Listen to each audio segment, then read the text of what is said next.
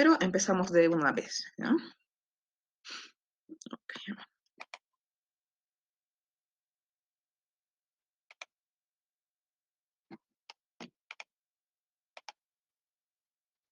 A ver, ¿se ve la presentación? Sí, sí se ve, doctora. A ver, muy bien. El primer tema del que vamos a hablar en el curso es sobre evaluación nutricional y métodos de diagnóstico nutricional. ¿Ya? Es importante esta parte porque es lo primero que vamos a hacer ahora que van a ir a prácticas también al hospital. O sea, básicamente es ver a un paciente, hacer su evaluación nutricional y por lo menos hasta esa parte que vamos a explicarles hoy día. Poco a poco ya tienen que aprender si la dieta, cuántas kilocalorías va a tener, si va a tener algún tipo de restricción en algún oligoelemento o si va a tener algún otro tipo de restricción. Pero lo más importante es que más o menos se encuentre si el paciente tiene algún riesgo o no. Entonces, la evaluación o valoración del estado de nutrición de una persona comprende una serie de prácticas, ¿no? Que conducen a conocer cómo está el paciente de salud y cómo está su estado fisiopatológico. ¿Qué comprende esto? Comprende la anamnesis alimentaria, el examen físico, la antropometría y otros estudios complementarios. Todo ello nos va a ayudar a tener un diagnóstico de cómo está el paciente de forma nutricional.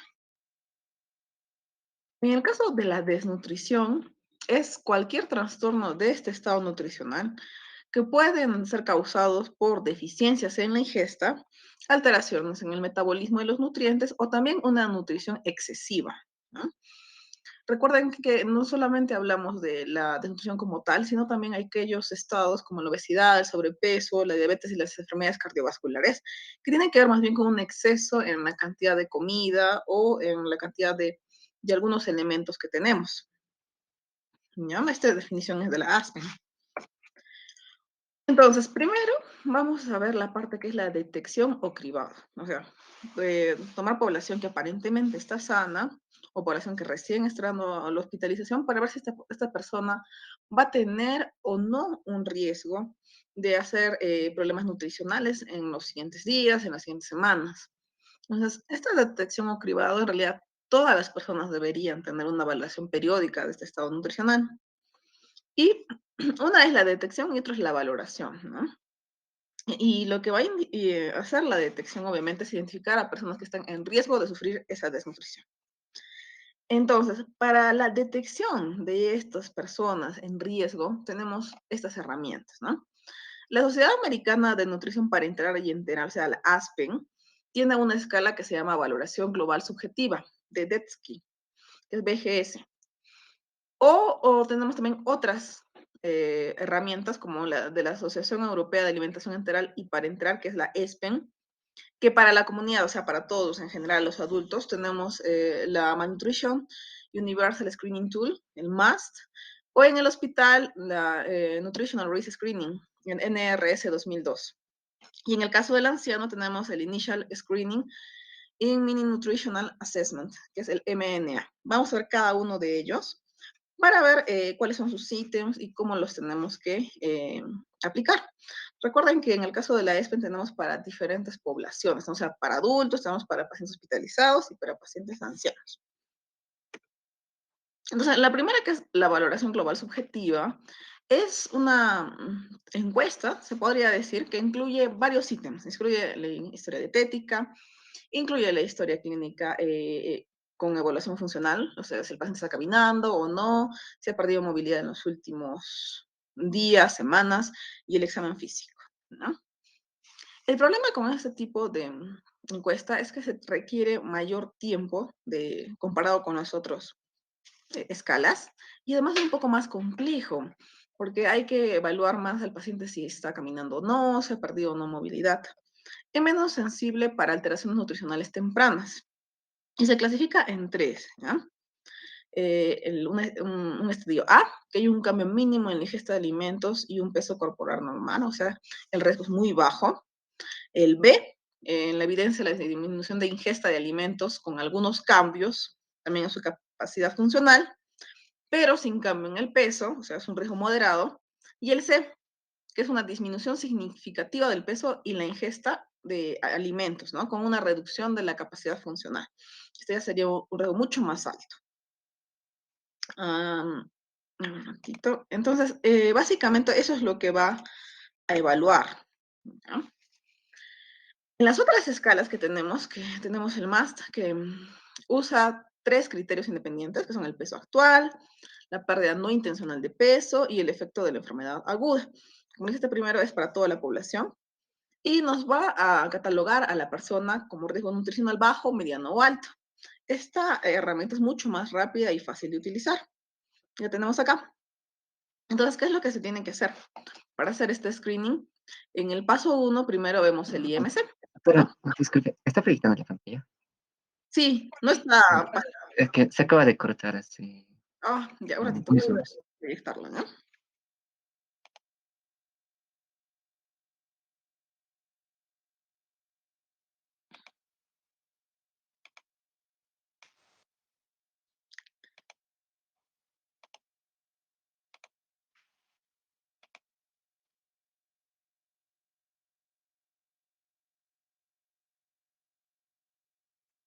Ya, ahora sí lo ven.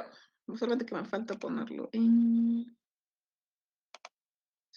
Ya. Ahora sí sigue compartiendo o no siguen sin ver. Eh, doctora, es que lo agrandó Ujú. porque se queda en el pequeño. Es que lo compartí en pequeño, ¿no? Ya.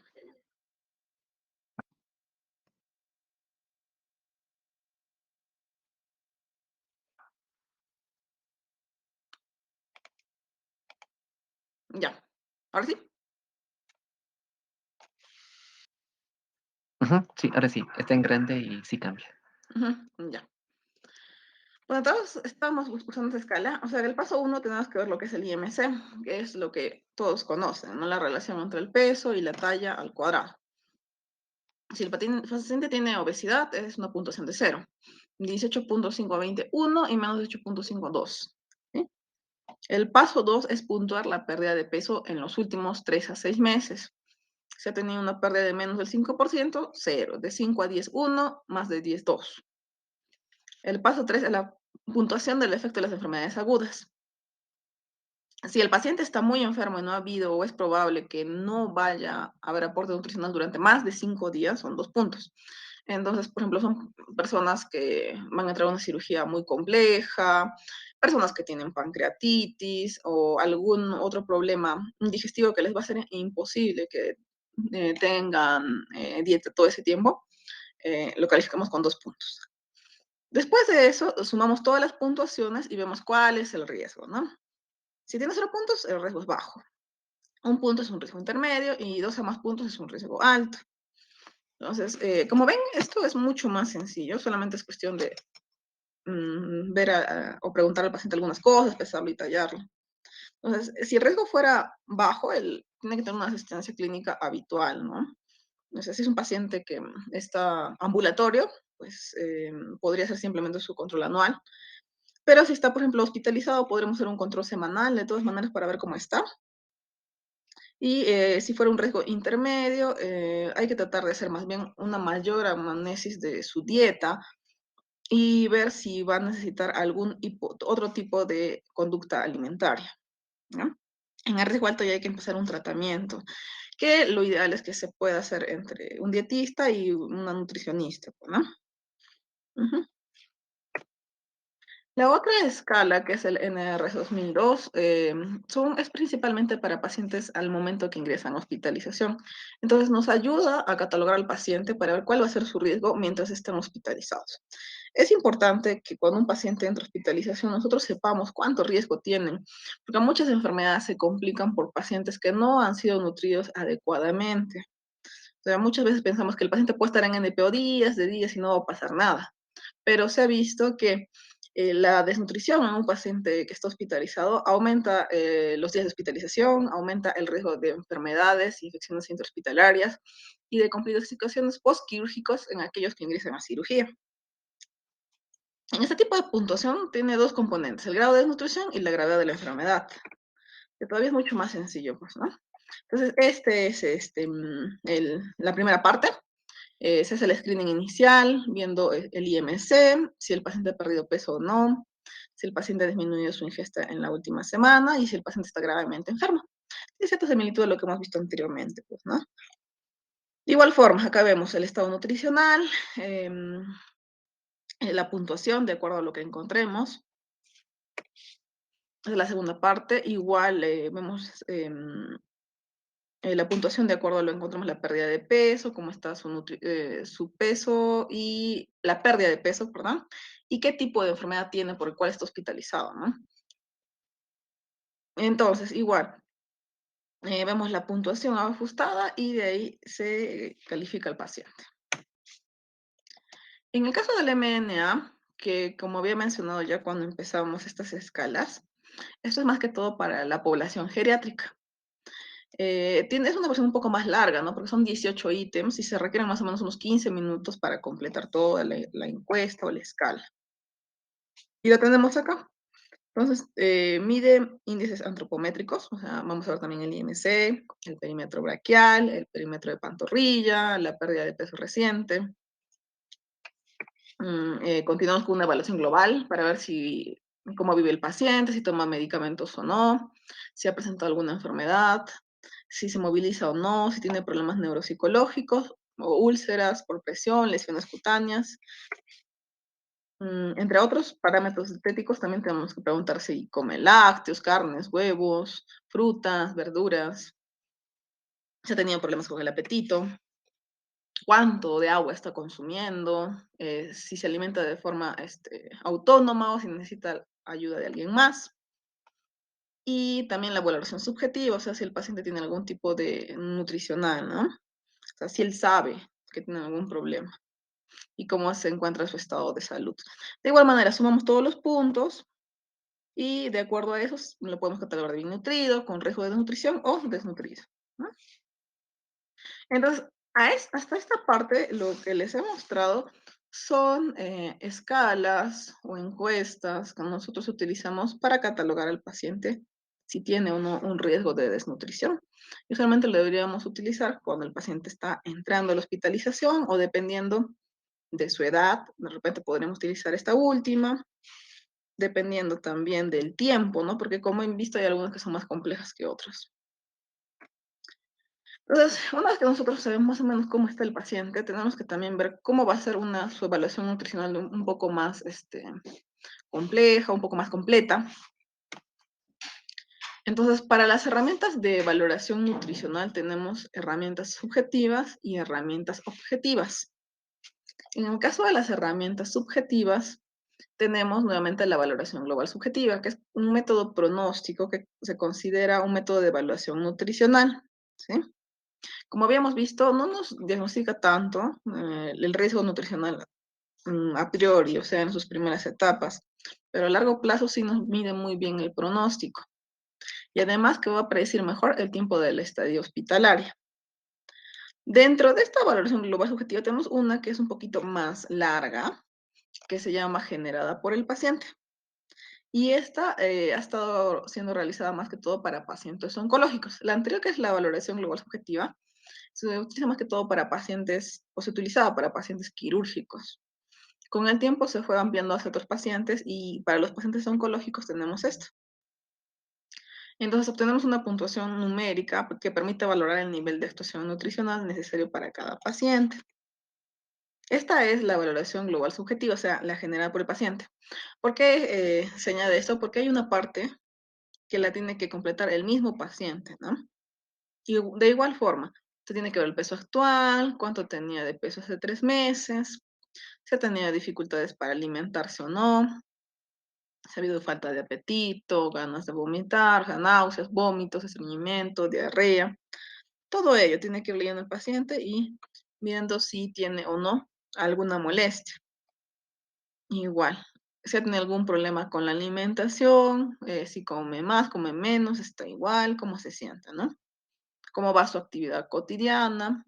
Acá también es importante otros valores que vamos a ver en las siguientes diapositivas, como es la albúmina, la prealbúmina y la exploración física. Entonces, y de ahí también tenemos que ver algunos datos clínicos, de igual manera si ha habido pérdida de peso o no, cómo está la alimentación, todo ello, ¿no?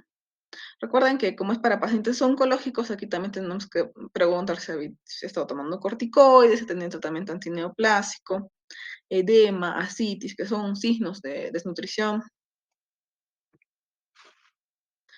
Y de acuerdo a ello también le hacemos una calificación, ¿no? Muy bien. Ahora, dentro de las herramientas objetivas, o sea, cosas que nosotros mismos podemos ir a examinar o a buscar en el paciente, tenemos las siguientes. Tenemos la evaluación de la ingesta, el examen físico, las mediciones antropométricas, la evaluación bioquímica y el análisis de la composición corporal por otros métodos diagnósticos. En cuanto a la evaluación de la ingesta, lo podemos hacer de varias formas. Uno es la revisión de la historia clínica, ¿no? En algunas historias clínicas ya nos indican si el paciente tiene algún problema alimentario, algún tipo de alergia, sobre todo ver su situación socioeconómica, el lugar donde vive, si tiene o no todos los servicios básicos disponibles. Y también en la historia clínica se debería preguntar siempre al paciente el grado de consumo, por ejemplo, de tabaco, el grado de consumo de alcohol, que también eso va a hacer que cambie el pronóstico del paciente. La entrevista misma con el paciente para ver cuáles son sus hábitos, ¿no? Si come o no frutas, verduras, cuántos litros de agua al día está consumiendo o no está consumiendo nada. Y la evaluación dietética per se, ¿no? Que se puede hacer con estos cuatro herramientas. El recordatorio de 24 horas, que es lo más clásico que se usa, pero que a veces es un poco complicado para el paciente, porque lo que se hace es que el paciente debe decirnos mm, qué ha desayunado, almorzado, cenado el día anterior, pero aparte de eso también tiene que decirnos las cantidades, ¿no? A qué hora más o menos ha realizado el consumo y todo ello.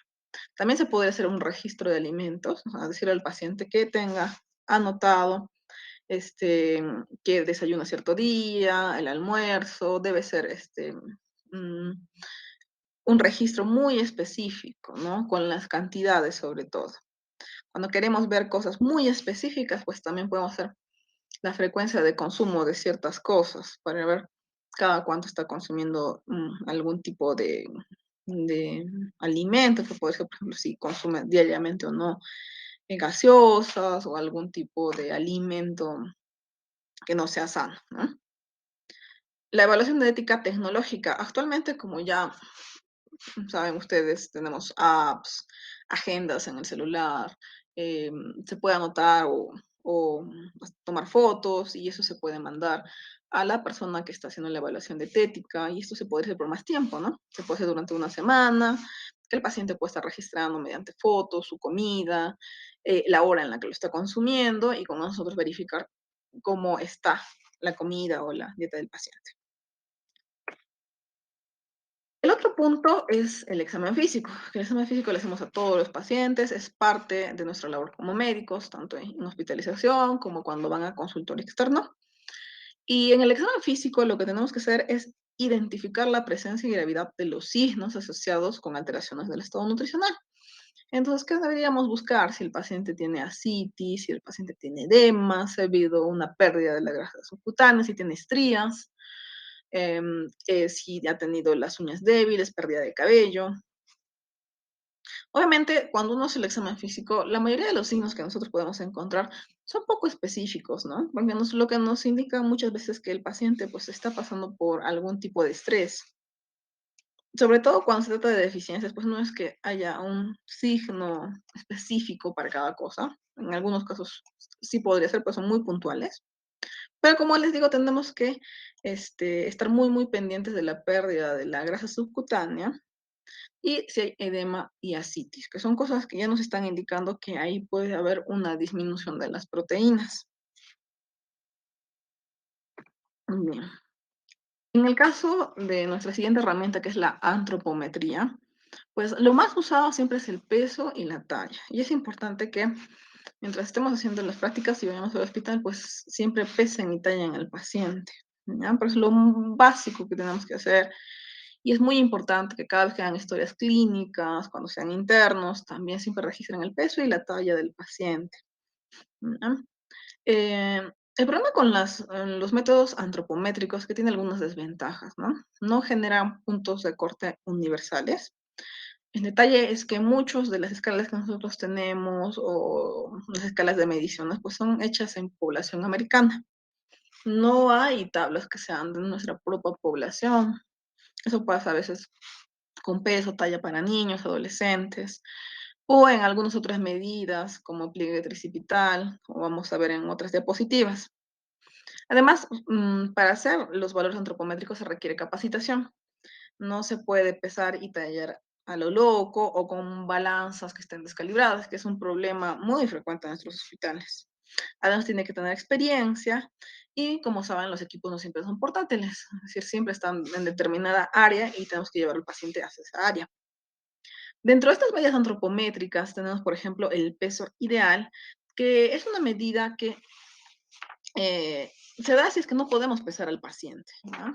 Tiene todo, toda una fórmula mucho más compleja que tiene que ver con la estructura y el diámetro o circunferencia de la muñeca. Pero lo importante es solamente que sepan que se puede también calcular de esa manera. El peso actual, que lo hacemos como clásicamente no hemos visto y nos han enseñado, y el peso habitual, que es el peso que el paciente recuerda. Entonces, si nosotros, digamos, el paciente dice que su peso habitual pues era como 90 kilos, pero lo pesamos y viene con 80 kilos, entonces esa diferencia de 10 kilos ya nos está hablando que hay un problema, alguna enfermedad que está haciendo que el paciente pierda rápidamente de peso.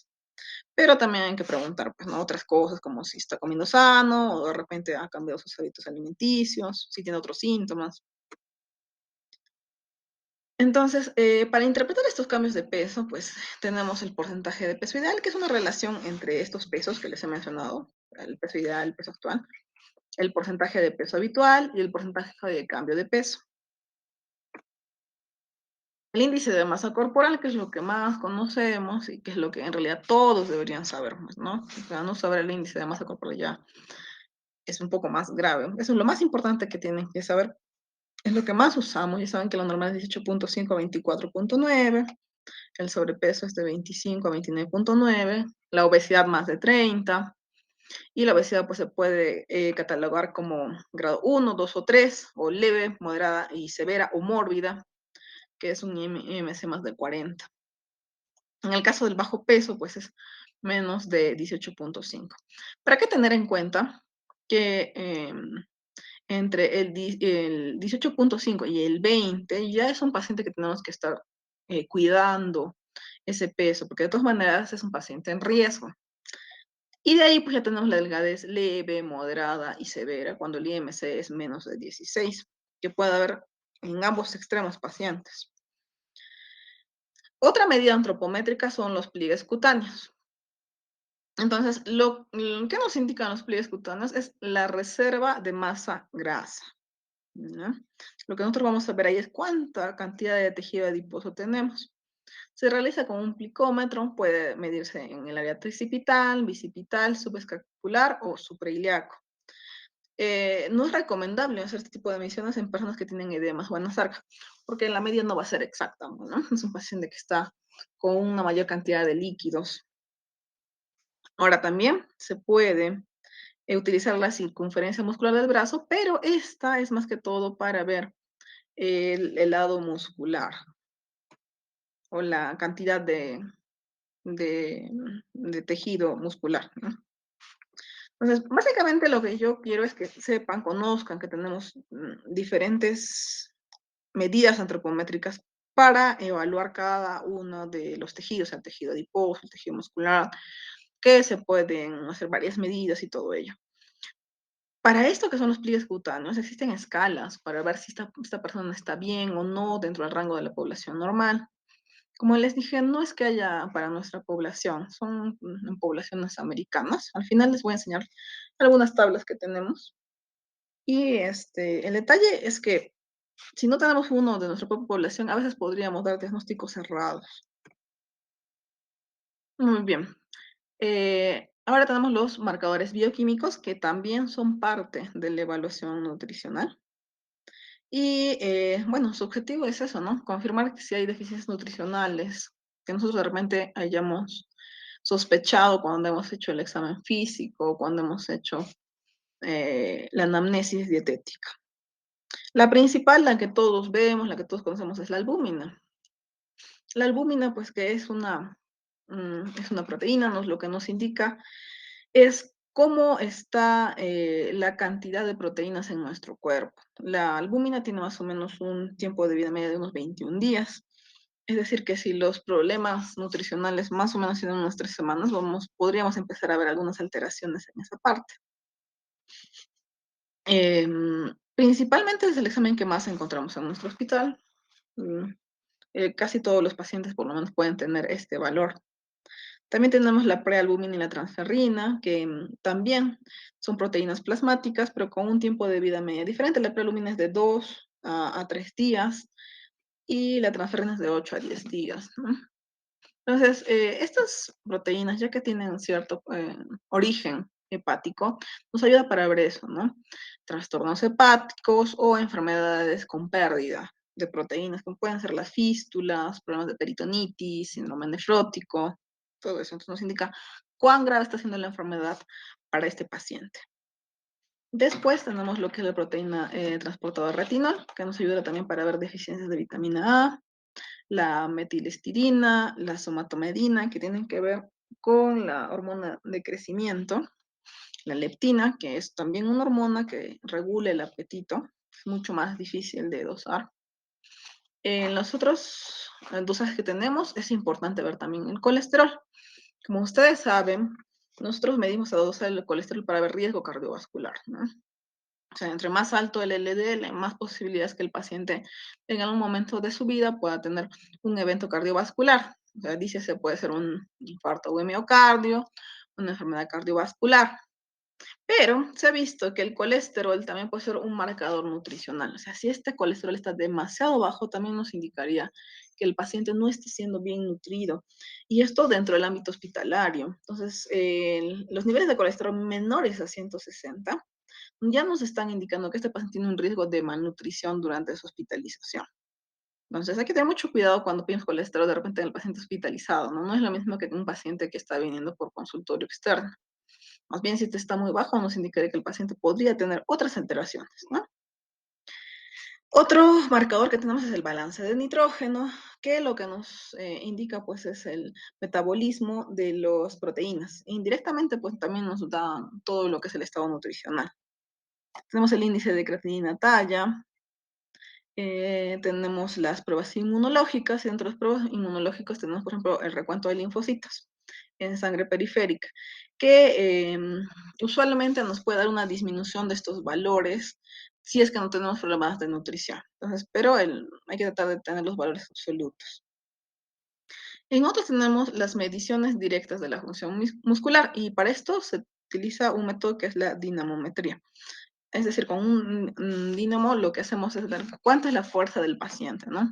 Son aparatos en los cuales se mide la fuerza que puede tener y con eso nosotros vemos cuánto es su capacidad muscular.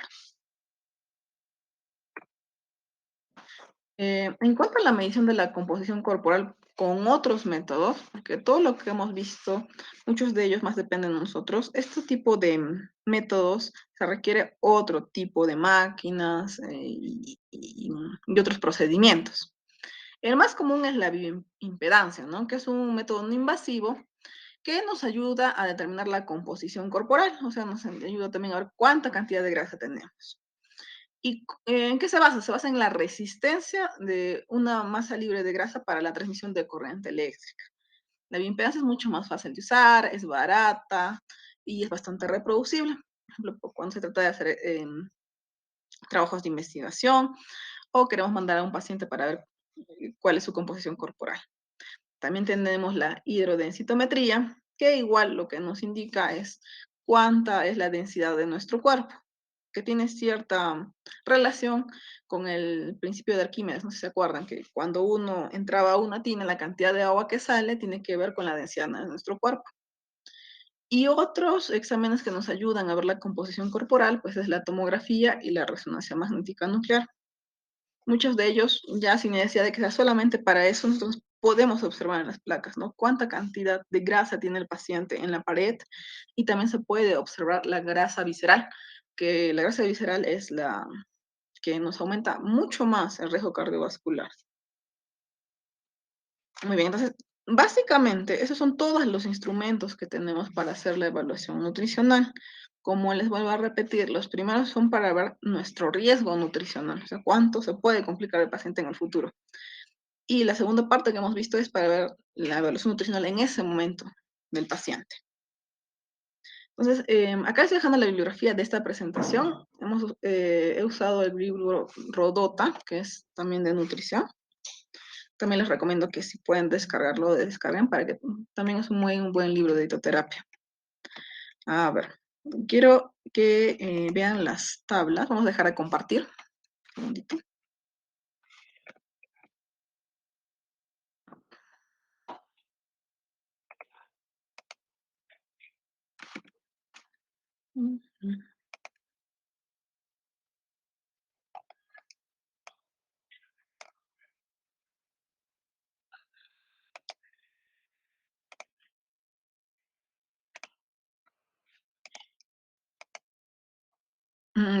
¿Están mirando la pantalla?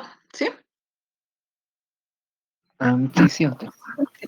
No. Entonces, estas tablas que les voy a mostrar se llaman las tablas de Frissancho, ¿no? Esta nos ayuda a ver lo que es circunferencia braquial, pliegue tricipital, todo eso. Y aquí está los percentiles que podemos utilizar para el paciente, ¿no? Las edades, los percentiles, igual con el pliegue tricipital,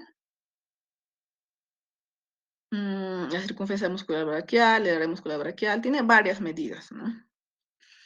De los pliegues que les he mencionado se puede hacer una sumatoria, una fórmula en la cual nosotros podemos encontrar cuánto es el contenido de grasa del paciente. Como les digo, lo más importante es que ustedes conozcan que existe todo ello, porque de todas maneras este tipo de evaluaciones mucho más específicas nos ayudan las licenciadas en nutrición. Pero básicamente estas son las tablas que se utilizan, ¿no? Se pueden encontrar de todas maneras en internet. A ver. Y esta es la escala para valoración global subjetiva,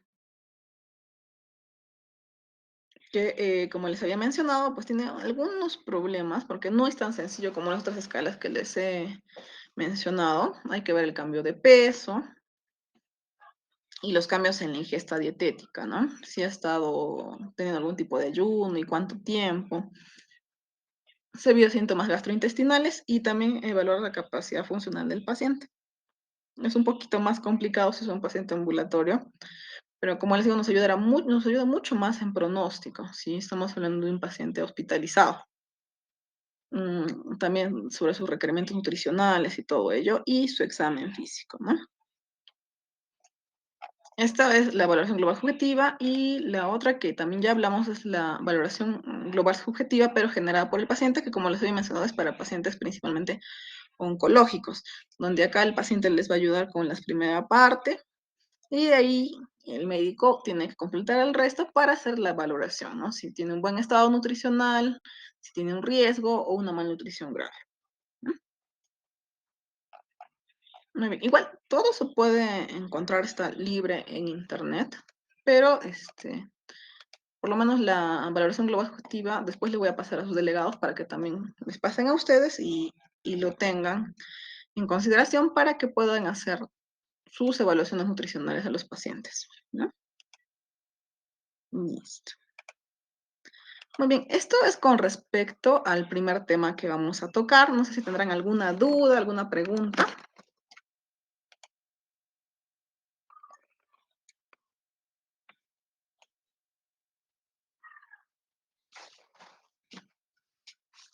Entonces es importante que sepan qué escalas van a usar, porque como a partir de mañana ya van a ir algunos grupos al hospital, esto que también sepan o bueno, tengan en cuenta qué escala o qué van a usar, o dependiendo del paciente, ¿no? Es lo primero que tienen que aprender, ¿no? Bien, entonces no hay ninguna pregunta, ¿verdad? ¿No? Bien, entonces voy a llamar lista, ¿ya? A ver, por acá está.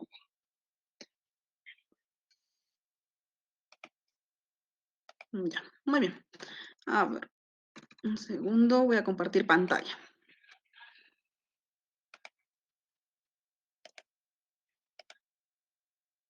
Bien, ¿me avisan si se está compartiendo? Sí, doctora, sí se ve. Sí se ve. Listo, genial.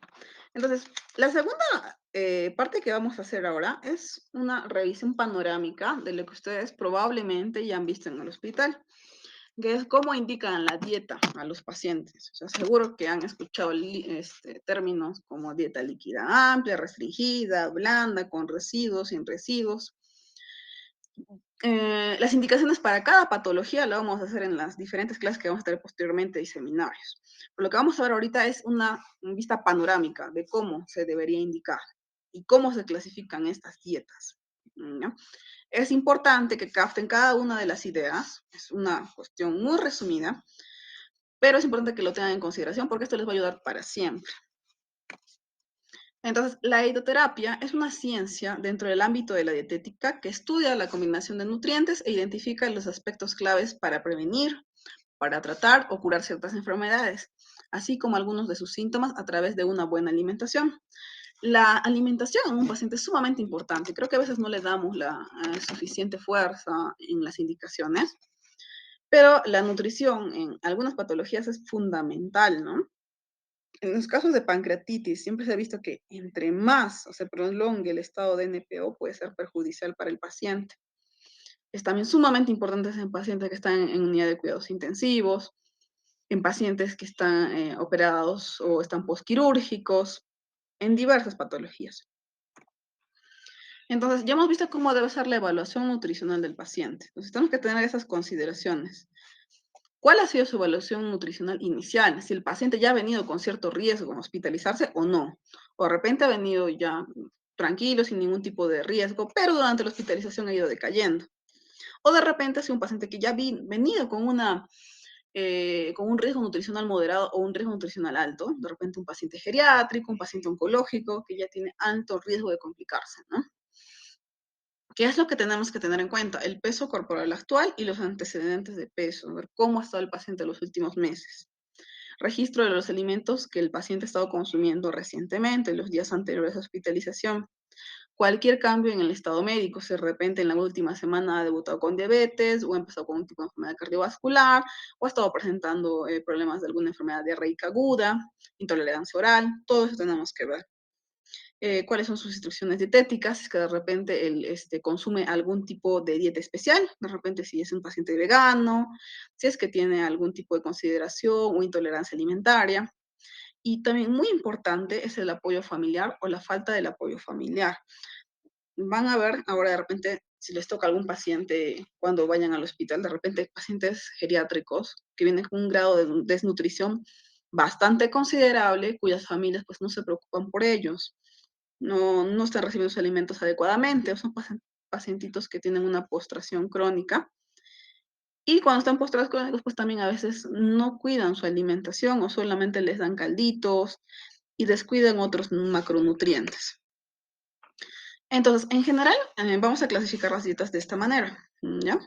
Por su energía, en dietas hipocalóricas o hipercalóricas, y la cantidad de kilocalorías que se debe de dar en cada dieta la vamos a ir revisando en los siguientes temas, ¿ya?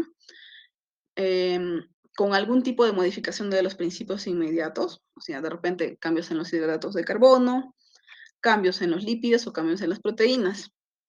Controladas en vitaminas, de repente si tenemos que bajar en algunas vitaminas o aumentar la cantidad de vitaminas que se le va a aportar. Controlada en sales minerales, que pueden ser cualquiera de ellas, y la consistencia de la dieta que va a tener el paciente. Si va a ser líquida, semilíquida, de fácil masticación, blanda, la basal o la absoluta. Entonces, todas estas dietas son más que todo para personas que toleran la vía oral. Recuerden que también tenemos dietas que son por vía parenteral, que lo vamos a ver al final del curso. Y eso se utiliza en pacientes pues que no pueden tolerar la vía enteral por algún tipo de trastorno. Pero esto es para un paciente que puede tolerar la vía enteral, sea por boca, o sea, vía oral, o si no, también puede ser por sonda. Muy bien. Entonces, en cuanto a las dietas modificadas en energía, tenemos las hipocalóricas y las hipercalóricas.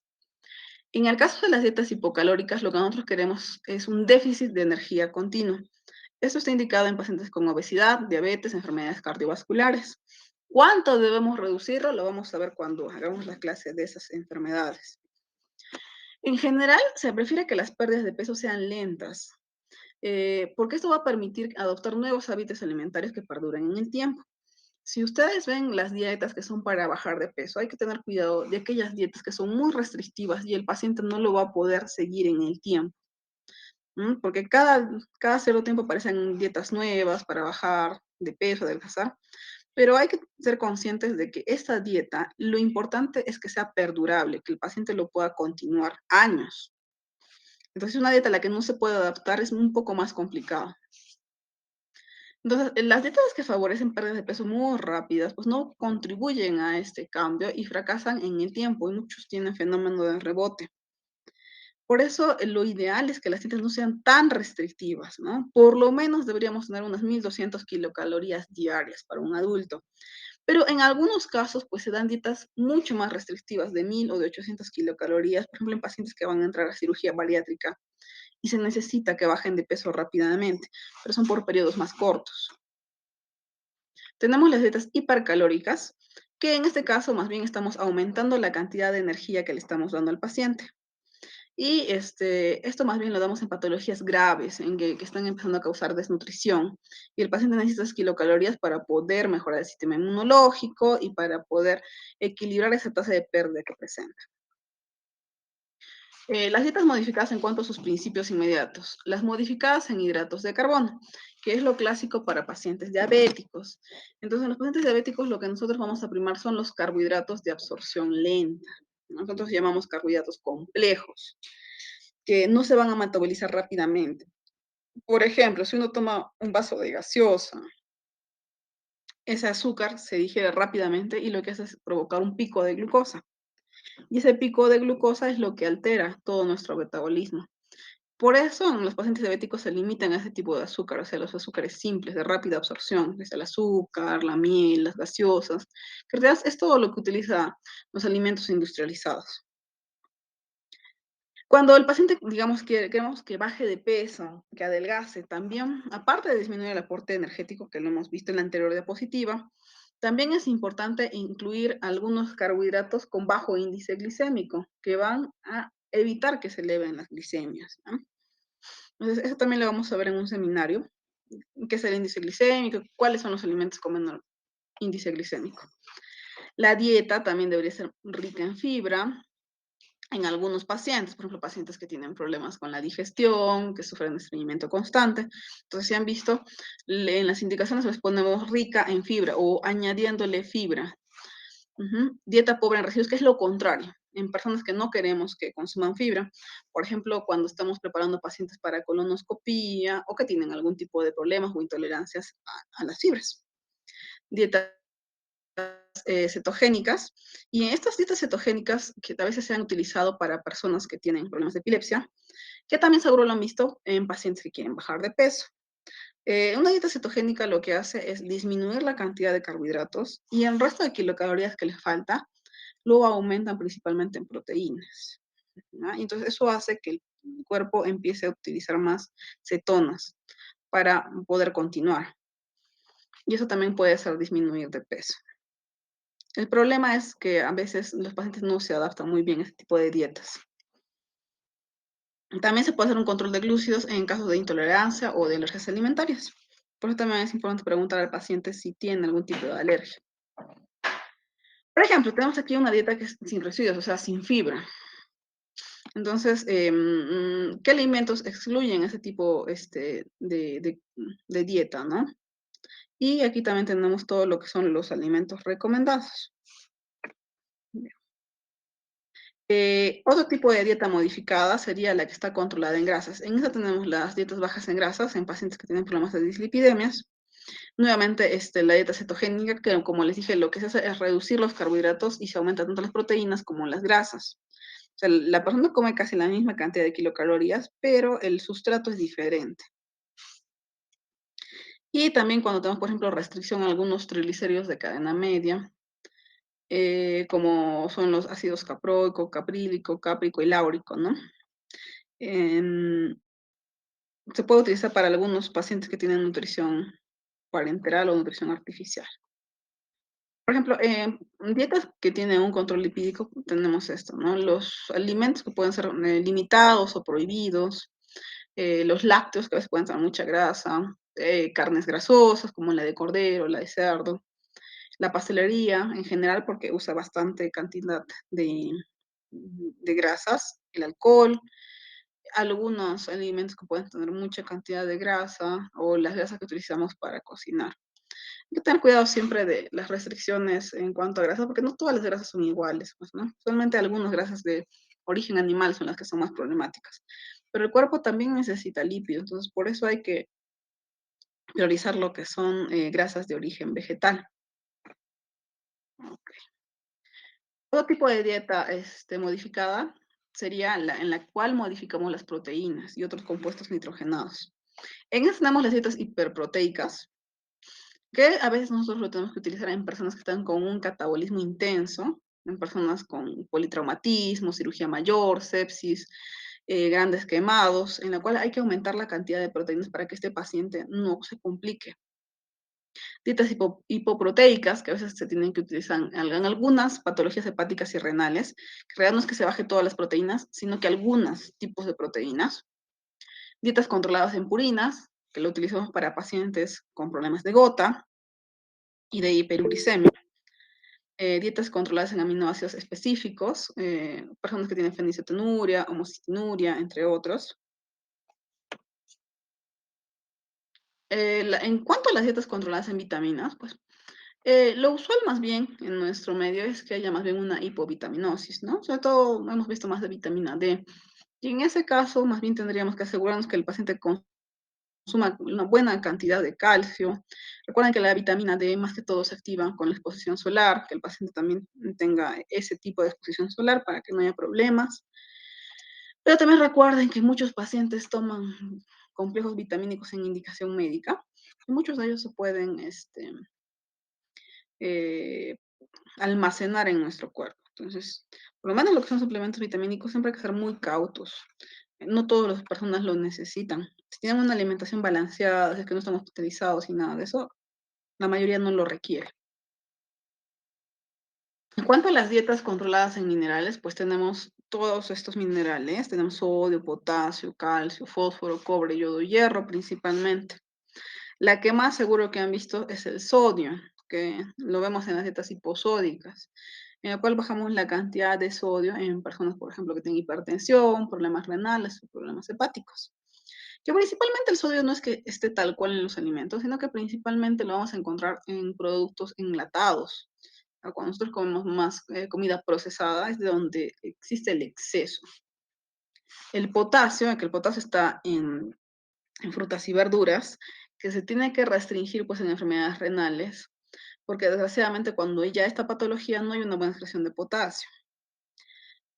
Controladas en calcio, puede ser que sean bajas en calcio, son personas que, digamos, tienen alguna patología que les cause hipercalcemia, sea hiperparatiroidismo, problemas de metástasis. O lo contrario, pacientes que de repente estamos tratándolas por osteoporosis y que necesitan una buena cantidad de calcio en su dieta.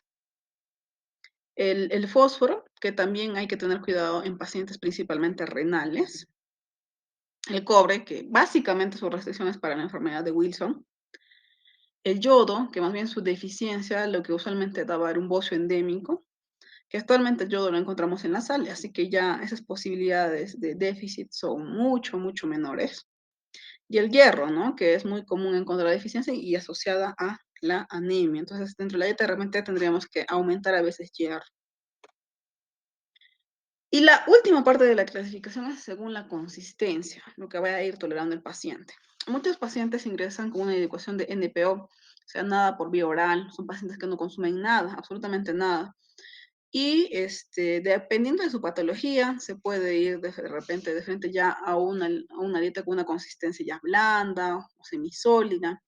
Pero la mayoría de pacientes siempre se empiezan una dieta progresiva, se llama. Es decir, empieza con dieta de líquidos claros o restringida y empezamos ya después con líquidos completos o líquida amplia y se va aumentando la cantidad de comida que ellos consumen.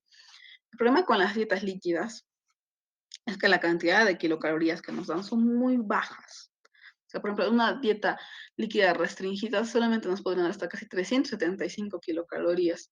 Yo en un paciente que está hospitalizado, que de repente van a estar 1800 o 2000 kilocalorías, pues es nada. Entonces, este tipo de dietas no puede estar tanto tiempo el paciente, o sea, no puede estar días con la dieta porque se va a ir desnutriendo. En el caso de la dieta líquida amplia, pues ya es un poquito más de kilocalorías.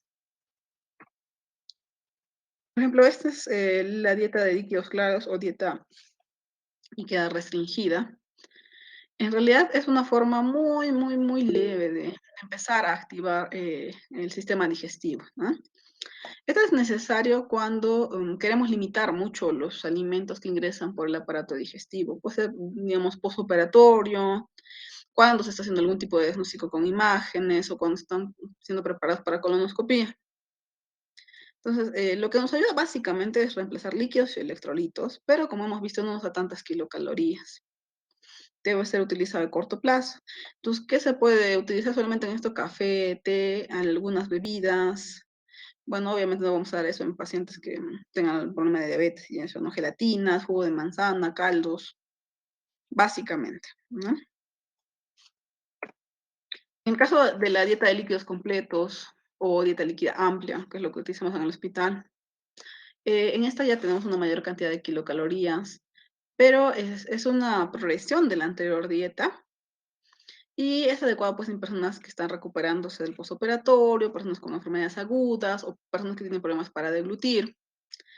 Y en esta dieta ya podemos observar que se pueden encontrar algunas panes o cereales, pero siempre con mucho cuidado. Algunos tipos de jugos de frutas, leche, algunas grasas. Pues, por ejemplo, una muestra de menú de este tipo, pues es esto, ¿no? Jugo de fruta con sémola, ponche, café, crema, igual jugo de fruta, sopas o suplementos nutricionales, ¿no? En cuanto a, sigamos aumentando la consistencia de la dieta, pues puede haber papillas, dietas de fácil masticación y la clásica dieta blanda. Entonces, nosotros le llamamos también dietas mitigadas, que tienen que ser licuadas, ¿no? Entonces, igual son caldos, que usualmente tienen que pasar por licuadora, porque es para ayudar a personas que tienen problemas de deglución. ¿No? Obviamente en este tipo de dietas la cantidad de kilocalorías y nutrientes es mayor, pero siempre hay que tener cuidado de que el paciente lo tolere. Y esta es una dieta basal, o sea, es la composición de una dieta normal que debería tener cualquier persona, que puede ir cambiando desde 1600 a 2000 kilocalorías, pero que eso también tiene que ver mucho con la actividad que hace el paciente, qué tipo de enfermedad tiene, su talla, si es varón o es mujer. Eso lo vamos a ir viendo con cada patología. Las proteínas que debería recibir casi más o menos deberían tener de 60 a 80 gramos, las grasas igual de 60 a 80, los hidratos de carbono de 200 a 300 y la cantidad de fibra siempre es muy importante, por lo menos debería ser de 25 a 30 gramos por día, ¿no? Entonces, eso es la dieta normal, se podría decir, en un paciente que no tiene ninguna enfermedad, relativamente joven, que no tiene gran actividad, ningún tipo de estrés o enfermedad aguda, ¿no? Conforme vamos a ir viendo las demás clases y seminarios, pues vamos a ir viendo que va a haber algunas modificaciones, ¿no? Tanto de la cantidad de proteínas o de grasas, o de repente se le va a quitar algún tipo de oligoelemento o se le va a aumentar. Eso va a depender de cada patología. Muy bien. Esta es la bibliografía de este tema. Entonces, ¿tendrán alguna duda? ¿Sí? A ver.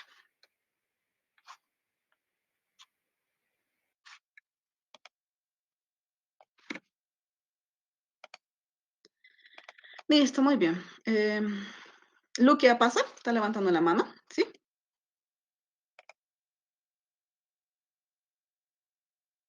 ¿Sí? ¿Tienes alguna pregunta? No, doctora, perdón. Ah, ya. Listo. Entonces, básicamente estas dos clases lo que quiero que sepan es las cosas básicas que tienen que hacer en el hospital, ¿sí? Por lo menos la valoración nutricional de cada paciente para ver si tiene o no algún tipo de desnutrición o deficiencia nutricional. Y más o menos qué tipo de dieta se le podría ir dando a grosso modo, pues, ¿no? Obviamente si el paciente está con náuseas, vómitos, no le van a indicar una dieta de forma inmediata. Cada paciente es diferente. Entonces esa es la idea de que vean al paciente, ahora que van a ir a su práctica, que puedan identificar cuál sería la mejor dieta para el paciente, ¿no? Bien, entonces. ¿Alguna duda, pregunta? ¿Nada? Bien. Entonces, para la siguiente semana, según lo que tenemos en nuestro cronograma, en nuestro sílabo, nos correspondería hacer lo que es los seminarios de evaluación nutricional, pero por cada ciclo de vida, ¿no? A ver.